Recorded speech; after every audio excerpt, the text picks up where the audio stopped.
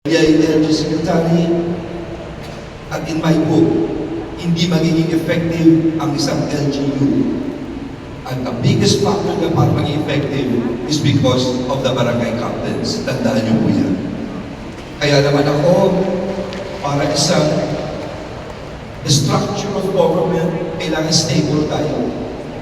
But I give you data na nagpapakita hindi tayo stable ngayon. Bakit? Yung term of office. Sa term of office sa barangay, you look at Indonesia. I'm looking at this objectively. 5 taon ang term of office ng Indonesia. Malaysia, walang term limit. Thailand, 4 years ang term. 4 na taon. Vietnam, walang term limit. Myanmar, 5 years ang term. Brunei, walang term limit. Cambodia, 5 years uli ang term. Laos, walang term limit. Timor-Leste, 5 years ang term. Pero sa Pilipinas, pinakamaikli, 3 taon, lalo na ang barangay kawawa. Bakit? Masyadong maliit kung di mo kapitbahay mo, kung isang kalaban mo, and will be doing that for 3 years. Kaya wag ko kayo mag-alala. Kung papalarin ako advocate, talagang baguhin ang term of office, habaan ang term of office ng barangay captain. Kayo mauna through the local government. At marami pang dapat baguhin.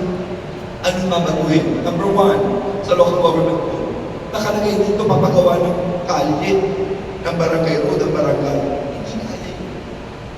99.9% ng barangay walang pondo magpapagawa ng kalye. Dapat iba. Number 2, eskwelahan. Nakalagay sa local government ko na magpapagawa ang local government, si Mayor. Hindi rin kaya. It should be national. Kaya may shortage of schools. Pangatlo, provincial hospital. Nakalagay ang tertiary specialty hospital na magpapagawa probinsya. Hindi po lahat ng probinsya ay mayaman. Maraming probinsya hindi kaya. Dapat national government. Kailangan baguhin. Mga kaibigan ko sa Cebu, ako po ay galing sa maliit na lugar ng Mandaluyong. Maliit lang po ang lugar namin. Kilala kami sa mental hospital. Kaya ang tawag sa akin, tigalog ka ba o tigalabas? Diba? Pero nangarap kami, parang Cebu. Nangarap kami na someday yung mama kami dahil hindi kami pinanganak ng mayaman. So ang una kong ginawa, binago ko ng aming renewal from 3 days to just 15 minutes. Pinaayos ko yung order lahat in several years.